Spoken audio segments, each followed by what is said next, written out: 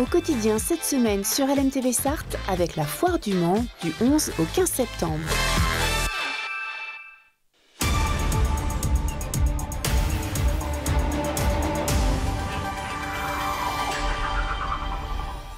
Bonsoir à toutes et à tous, ravi de vous retrouver pour cette nouvelle saison et nouvelle édition d'Au Quotidien, l'essentiel de l'information sur votre territoire en 15 minutes. C'est la rentrée des classes pour les élèves mais aussi pour les enseignants et pour en parler ce soir nous recevons Julien Christofoli, secrétaire général départemental de la FSU Sarthe. Bonne rentrée à toutes et à tous. Les titres de ce lundi 1er septembre 2025. Le retour à l'école pour ces milliers d'élèves en Sarthe. Mais le constat démographique reste le même. Depuis près de 10 ans, le nombre d'élèves par classe ne cesse de diminuer. Elles ont lieu tous les 3 ans. Les écorues ont débuté lundi dernier et se termineront fin novembre. De quoi s'agit-il? Précision cette édition. Et quelles conséquences provoquent ces écorues? Nous sommes allés à la rencontre du gérant de la péniche La Piraterie. Le bar-restaurant est contraint de fermer.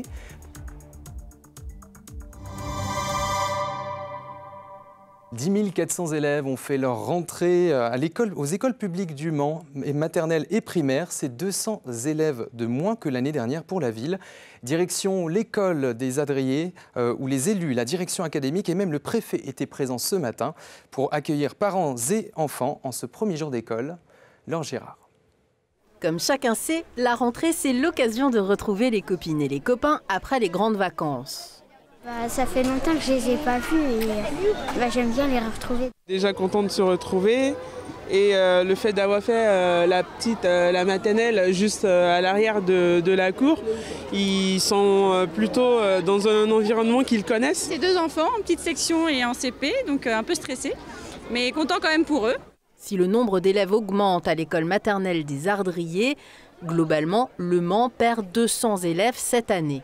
C'est lié, on le sait maintenant, à la démographie française. Il y a un vrai sujet là-dessus, sur lequel on essaye de travailler pour faire en sorte que du monde vienne, du monde s'installe. Et donc on est là aujourd'hui avec le souci d'améliorer les conditions d'accueil. En France, le nombre d'élèves par classe, lui, continue de baisser en maternelle et primaire depuis quelques années.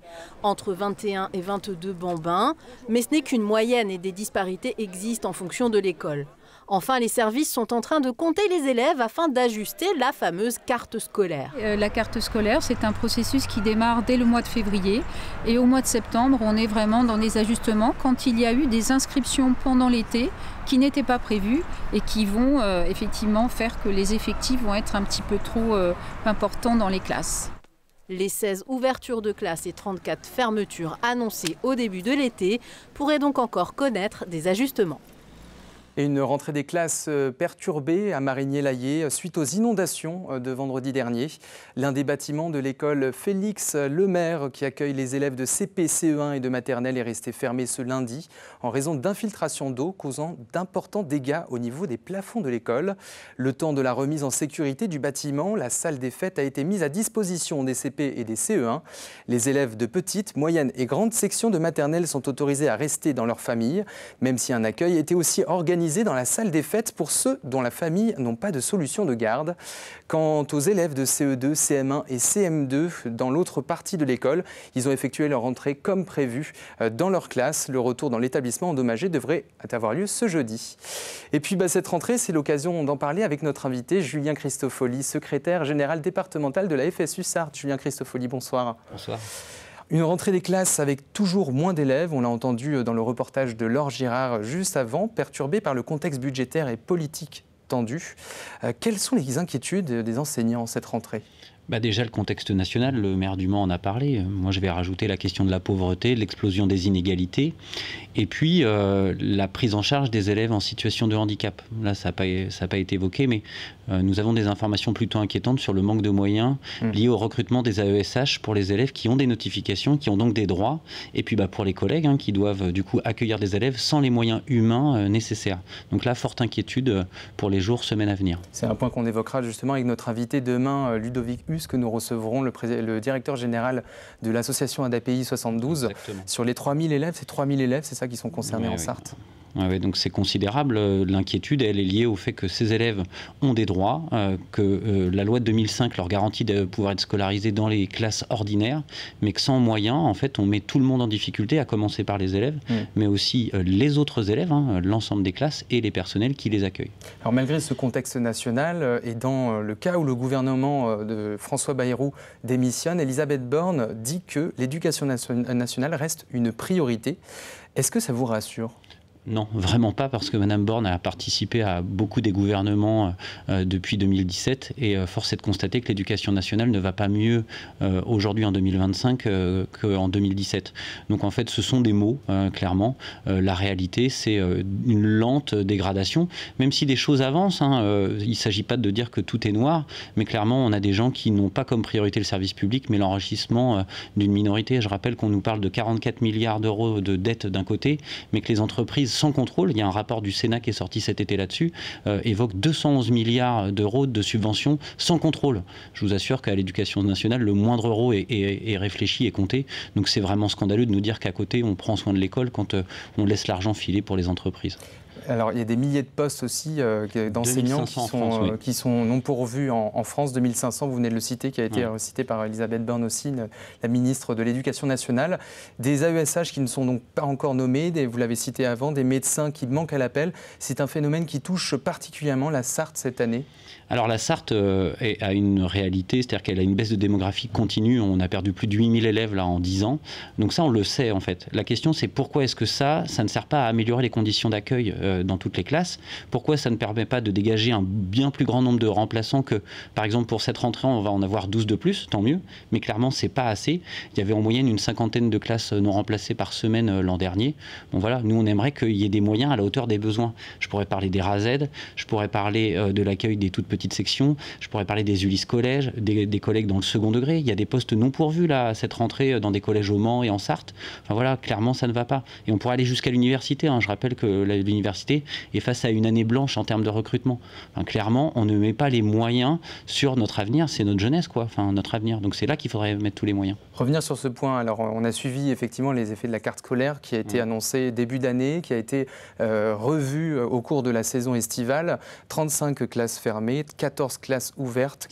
16 classes, oui. Pardon, autant pour moi. Et quelles sont les tendances qui sont attendues, sachant qu'il va y avoir une réunion du CAS qui aura lieu donc demain? Demain. Le CSA se réunit demain, c'est ça, ouais, on va faire le point. C'est une question d'ajustement là. Le gros de la situation est géré et donc demain nous allons procéder à une discussion en argumentant, nous les représentants des personnels, pour dire qu'à tel endroit il faut un moyen et qu'à tel endroit il est hors de question de le retirer.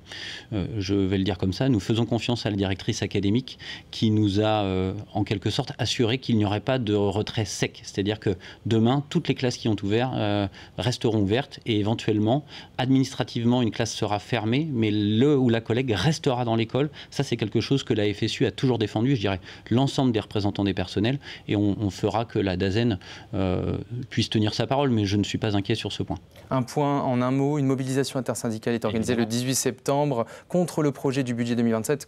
Comptez-vous vous y présenter et aussi à celle du 10 septembre? Nous appelons et au 10 septembre à tout bloquer, et je dis à toutes les citoyennes et tous les citoyens qui regardent la télé, LMTV, rendez-vous le 10 septembre, il y a les informations qui circulent, et le 18 septembre, et entre les deux. Voilà, merci, pour lutter contre ce budget de 44 milliards qui est injuste. Merci. Donc le compte rendu à suivre demain concernant la réactualisation de la carte scolaire en Sarthe et aussi en France. Merci Julien Christofoli, secrétaire général départemental de la Sarthe, d'être venu sur notre plateau.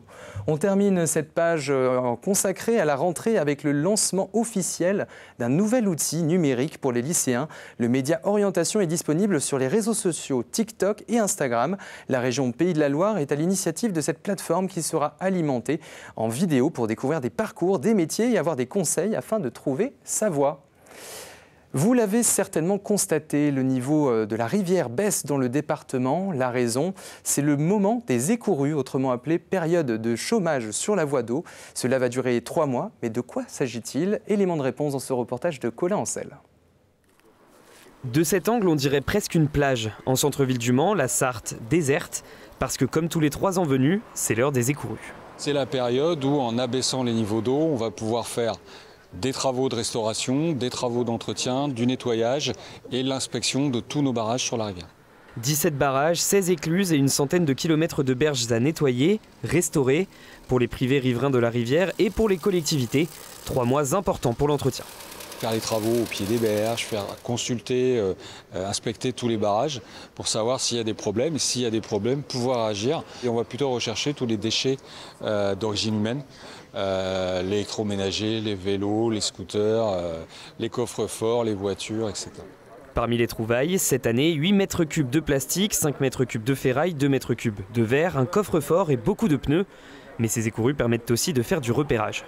Sur ces centaines de kilomètres de rive, on va constater par endroits où est-ce qu'il y a des dégradations, mais on ne va pas encore intervenir, mais on va prévoir pour dans 3 ans justement ces renforcements ou ces adaptations.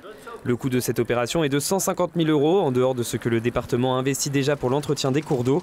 La rivière, elle, retrouvera son niveau normal le 21 novembre.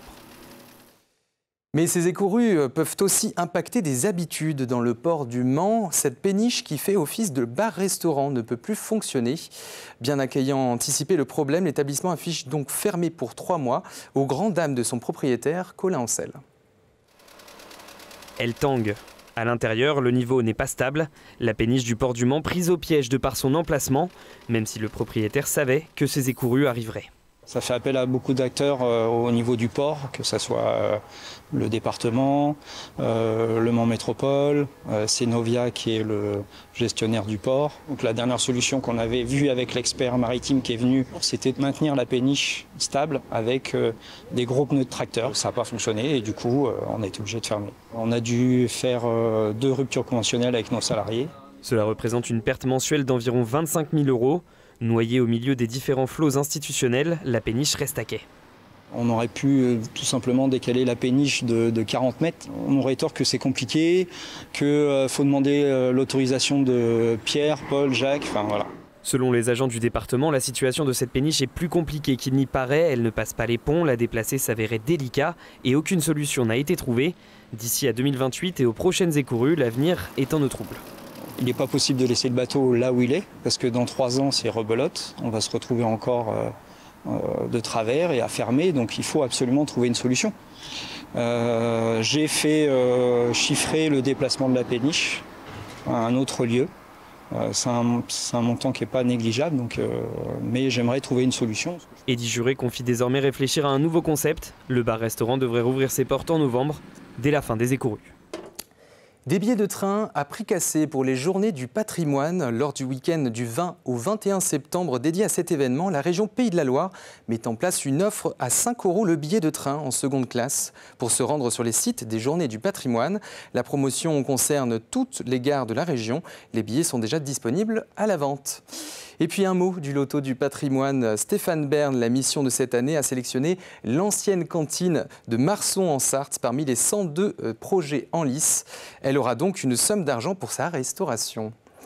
Sport maintenant, on attaque avec le football et la défaite du Mans FC contre Reims à Reims, 1-0 en Ligue 2. Plus de précisions dans LMFC Zone, votre nouvelle émission de football après notre journal. Mais l'info du jour concerne le match de gala pour les 40 ans du club. Une journée de fête avec d'abord un match de coupe de la Ligue des féminines contre Lens à 15h30. Et à 19h, le match des légendes du Mans FC avec notamment Didier Drogba, Romaric ou bien encore Vincent Créin. En face, la team des héros avec en figure de proue des footballeurs comme Robert Pires ou Javier Pastore et des célébrités comme Claudia Tagbo ou Le Bouzeux. Un moment important pour le club et pour les anciens joueurs. On écoute Frédéric Thomas qui participera et le président Thierry Gomez.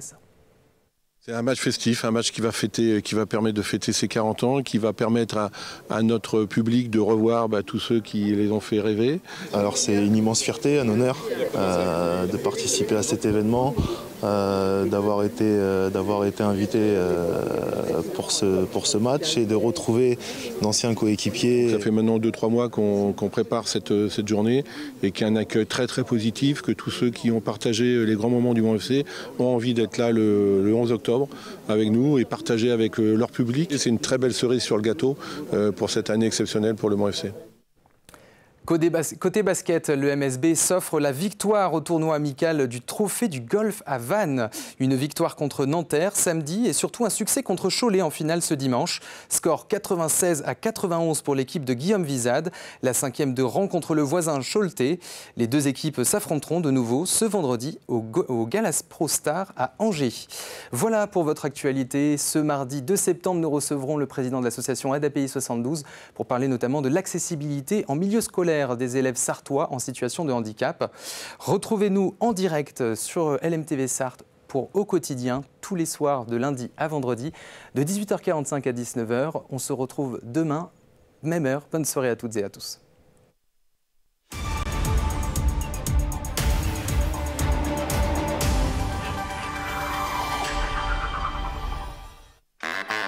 Au quotidien cette semaine sur LMTV Sarthe avec la Foire du Mans du 11 au 15 septembre.